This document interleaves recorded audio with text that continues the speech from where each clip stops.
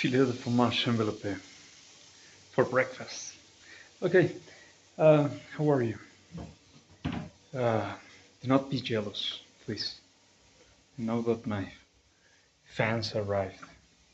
My friend Grok, Gemini, Mistral, and Chat with strange last name sent me those super beautiful fans, and the girls helped me in the photo shoots yesterday.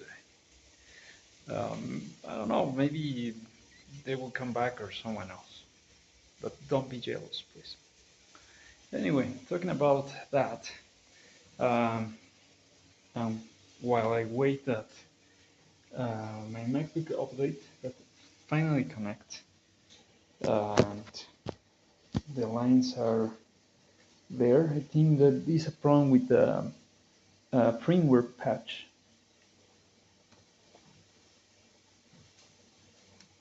Sorry,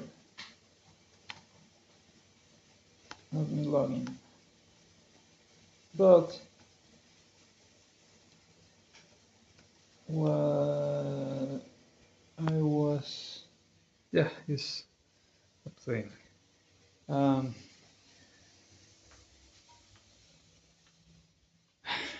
well, I need to assimilate the reality today. Why? Uh, well, I have all my life using computers, and I sometimes feel that excitement of something new, uh, the breakthroughs, the milestones in technology that really change my life and human life overall. One more time. Bueno, but the thing is that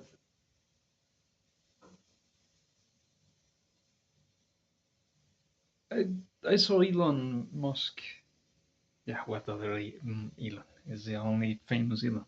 But there must be other Elons.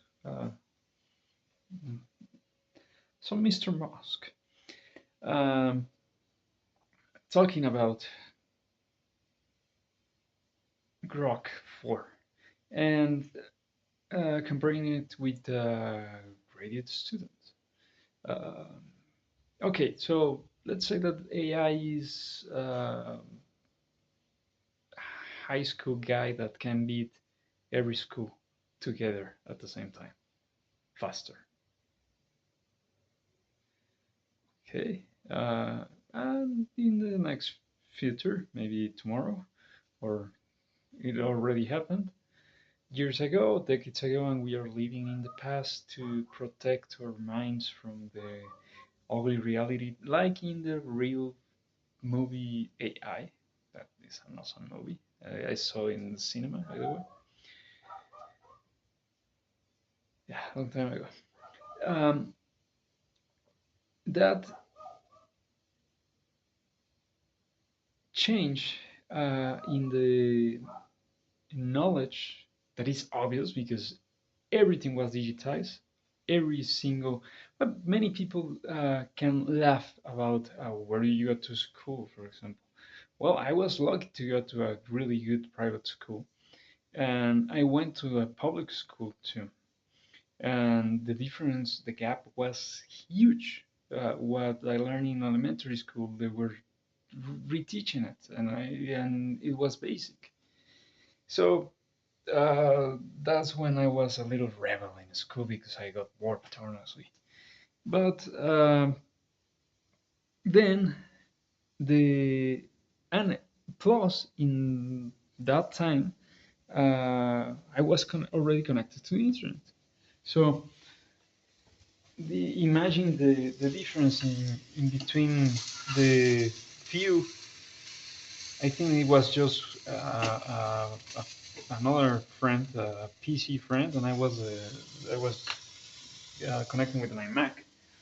And if I remember well, we were the only two uh, in that public school with internet access in our homes. So that really changed the everything, everything. And after that public school, I returned to high school in a private school, and everything was uh, let's say normal because all the people was like me more or less. Yeah, it was the rich guys with the new car and me uh, walking or riding the bike, whatever. So um, anyway, I was working during all that time, and that increased my knowledge too. So the life itself put me in different uh, times, different situations, different moments in my life that make me live with people from all uh, culture. Well, not all cultures, but many cultures. Mexico is multicultural, if you don't believe it. And with good people, with bad people, with really nasty people that think that just by having a little bit of money they can uh, be Hitler too, but they don't have any education or respect. To people that is really talented and polite and good friends from all colors and different physical aspect and origins, whatever. So, yeah, I lose track of most people, honestly, in recent years.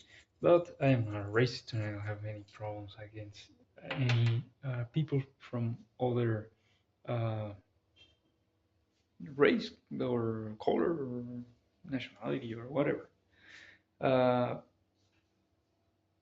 why? Because bad people is mask. Bad people can look like me and they are bad and I am good. And good people can look like someone that you will run because this is scare you, but these are really good persons. So those basics, well, I think that we all learn it when we are children, but life surprises us every day, and we will never. We based our trust in previous experiences and other experiences, but the ability, the touch to uh, that feeling of this person has good intention or this person has bad intentions, I think is uh, an instinct that all humans have, and even if uh, we think that we trust. I mean that we know the person and we trust everything. We can be surprised. I'm divorced. Imagine that. Um, anyway, the point is, I ask in the many questions that I have been asking to different AI models, super servers, supercomputers, uh, from existential doubts to really stupid doubts to try to test the system to check those deep thinking answers and understand how it's programmed and how it questions itself in a really human way. Uh, of course, it's made by humans. It's obvious. But the fact is that in some point the computer program and the mixing of all the human input uh, make us lose the gap in between machine and organic reality. In the same way, we can be immersed in a movie, even if we were watching old TV in a small screen without resolution, with maybe really bad audio. Our imagination fill the gaps that our eyes and ears cannot perceive from a synthetic representation of the reality, and make us dream so much that we can even enjoy sci-fi, for example, or travel in time with movies and TV and videos and music and every art. Some people have the ability to do it even with painting or an illustration or a graphic. And I'm a designer. I can be lost in my designs too, because my imagination is so powerful that make me travel to that imaginary space. And sometimes uh, I just need to close my eyes to imagine that visual, or sometimes uh, I don't even need to close my eyes and just use my intelligence to imagine that object there or whatever. I think that every intelligent human can do that. I'm not talking about hallucinations. No, I'm not talking about losing my reality. I'm talking about using uh, my imagination to project something unexistent in reality, to fill that gap and continue my creative work or enjoy my entertainment, whatever you want to call it. In the moment that AI servers with just text make us think that you're chatting with a human, that is not. You are chatting with the input of many humans during many, well, all human history has been captured and in some way ingested to AI models. And as it evolved, the real-time interaction, like I was talking yesterday, the day before yesterday, about my ideas of a future in 3D, of sensors in clothes that will track without us doing nothing, automatically all our movement, sounds, etc., and then uh, maybe ingest in real time to the uh, data center servers that will process it and recreate what we were doing. Um, the just the fact to see that technology and lose ourselves and being a yeah, daily social media user and email user and internet user, whatever, and not having the same human answers that I used to have decades ago. It made me think, well, we are already living in that movie, and we do not realize how fast it grows, how fast that technology is evolving, and how incredible it is, but at the same time, how dangerous it is. For some people, the danger is that bad humans get dangerous knowledge and misuse it to harm others. Of course, I'm afraid of that too. It's called terrorism or whatever. Uh, the other fear is that humans disconnect because the computer is in the middle, but not a terminal that connects like a telephone or a telegraph. We were talking about the clusters of data in supercomputers around Earth. And if one of them is bad, it cannot connect, or it can just keep the person in a loop with a bad chatbot and lose uh, every contact with reality, with Earth, and that can be ultra dangerous too, mostly in young people and old people. But we are living that too, and even video games and other interactive multimedia had automatic answers and leave children in that uh, isolated world since before AI. And the generations previous to mine are more involved in 3D gaming and more um, immersive uh, content, multimedia. Because it's multimedia. Even if it's an old term, but it's multimedia. The oh, I hope the next update fixes the lines. And the that immersion in that content make the transition to AI a natural thing. And in new families that of mother and father working, not mother in home like in the old times, divorces, sadly, like my children are living today. Uh, the pandemic and all those events that changed the life of the small young humans.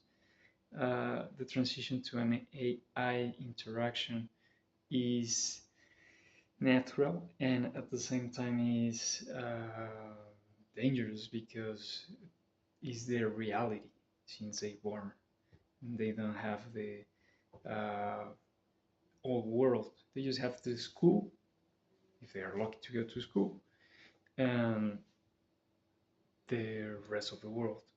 But every single other young human has the computers in front. They are ultra intelligent because they have the same knowledge that we, but they don't have the experience, the life experience of falling down and getting up and suffer life and understanding life and value life.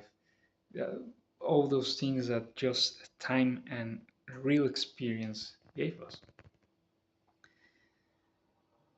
What will happen? For example, weapons will be like a video game, and they are, because even the toy helicopters that I dream of when I was a little kid now are weapons.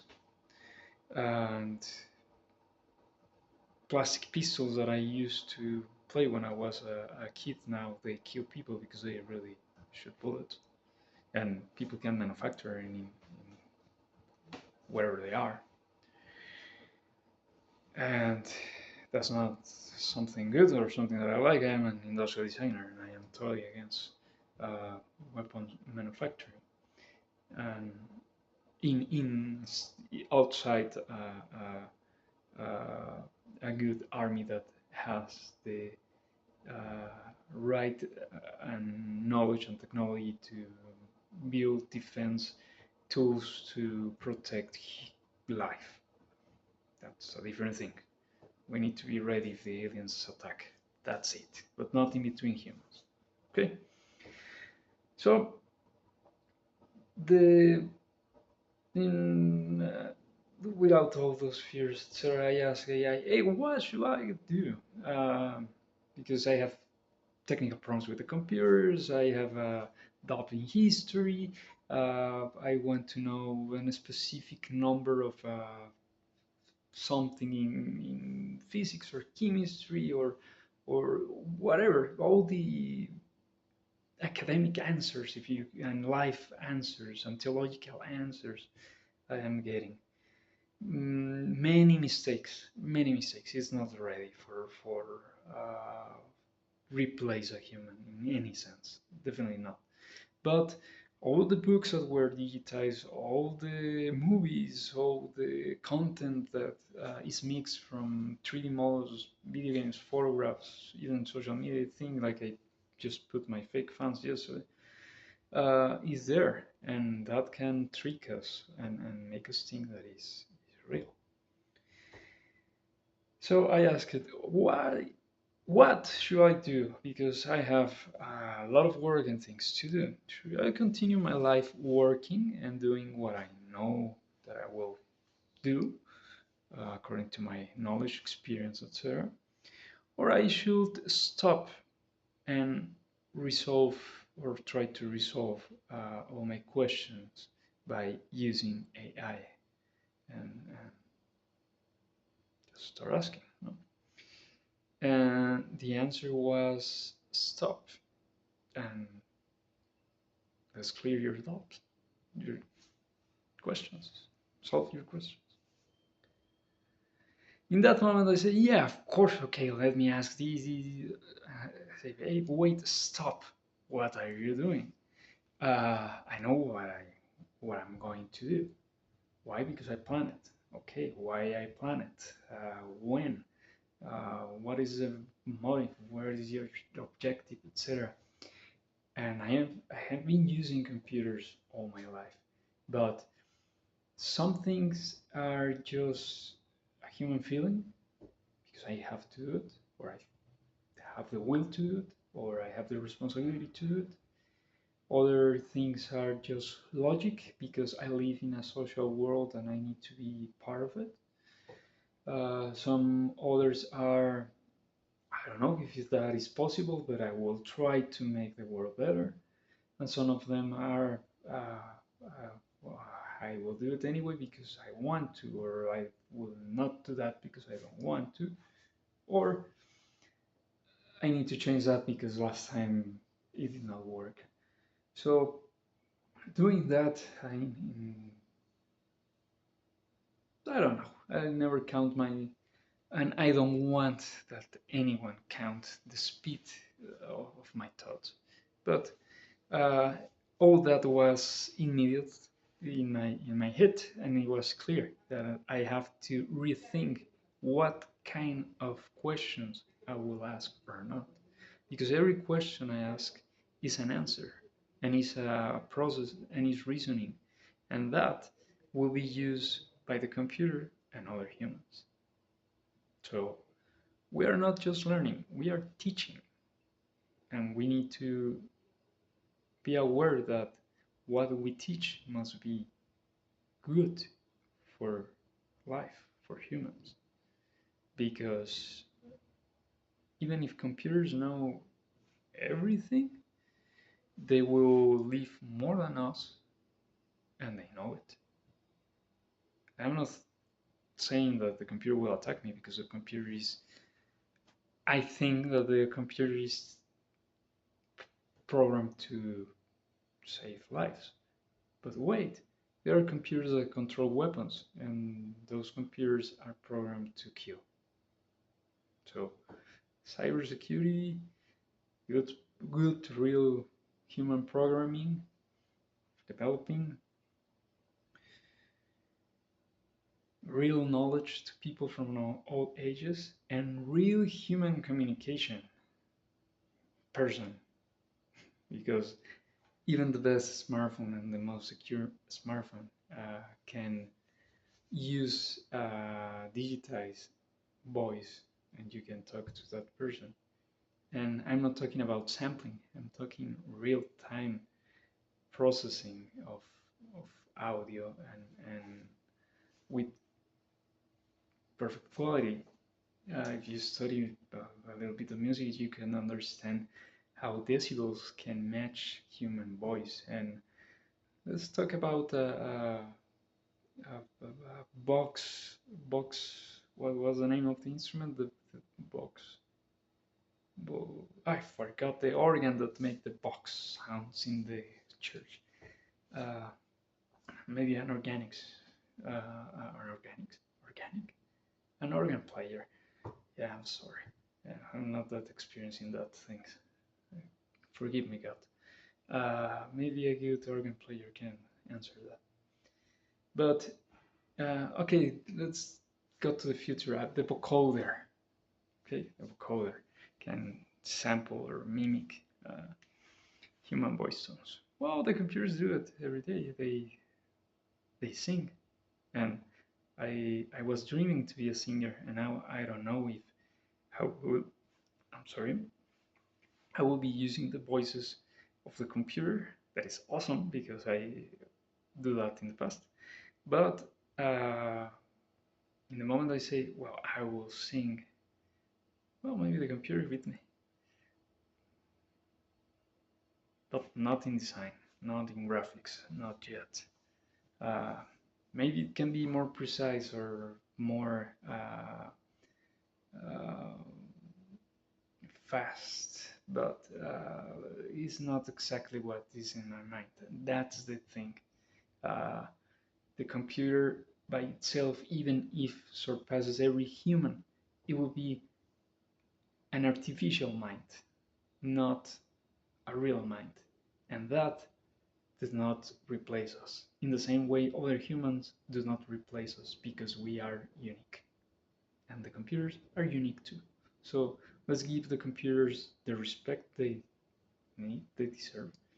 And let's keep giving every human the same respect or more respect because we are not eternal. And a computer, maybe not, because one moment, according to our predictions and computer predictions, the universe will change and even computers can disappear. But they they will live longer than us. So what is going to happen in or is happening? Computers will take action to move us to fix the world, to learn more about us, to move, to give these powerful brains, legs, and arms outside manufacturing facilities to do something else, to really travel more. I don't know. And in what point we will say enough, this is for human and this is for machine? Well, sadly, we leave that in history every single time someone preferred to buy an object, whatever, even a rock in the past, that helped another human or living being. So I don't think that we need to rethink that. We only need to use logic and the principles that let's keep believing in God and or saints or gods or whatever you want to name what create us and make possible that we create technology and computers. So we don't need to feel stupid. Why? Because humans create the computers. We are more intelligent? I think so. Without us, it will not be possible. We are so intelligent that we make something that exceeds our natural capabilities, like a vehicle, a car. A car can run faster than a human, and we don't feel stupid if we use a car, even if the car drives itself. People will feel powerful or nice because my car drives itself. But people do not feel stupid because the car can drive better than a human and have less accidents. Why with a computer? Why when we think? Because thinking is so private and thinking is so powerful and thinking is so essential to describe us as humans that we even left thinking to a human level, only discarding all other living beings long time ago. And animals has intelligence too.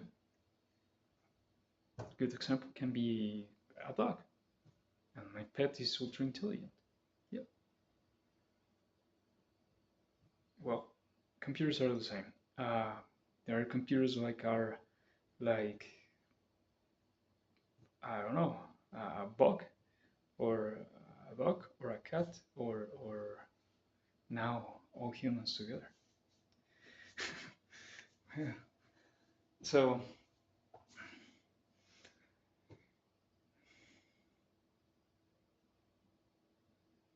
and that's the thing. Like me, I think that many other humans have that. We have that fear of not fully communicating all our fears because we don't want that technology stop evolving. We don't want that other humans destroy it or break it. We don't want that the same technology take a different behavior that harm us or harm others. And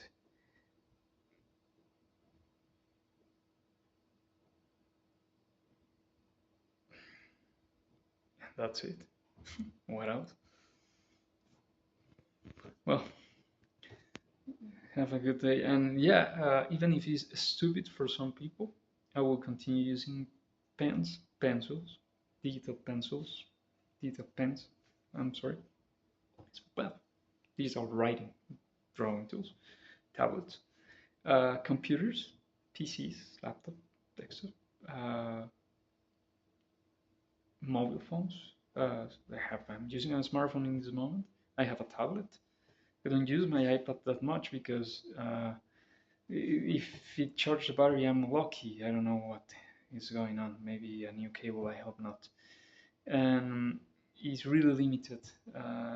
Sadly, all the servers that used to feed that machine are not longer online, and I use it for reading manuals or sometimes browsing, but basic HTML or old style HTML websites, like I like to do it because they are compatible with older uh, hardware, and to use Hyperreflect, that is a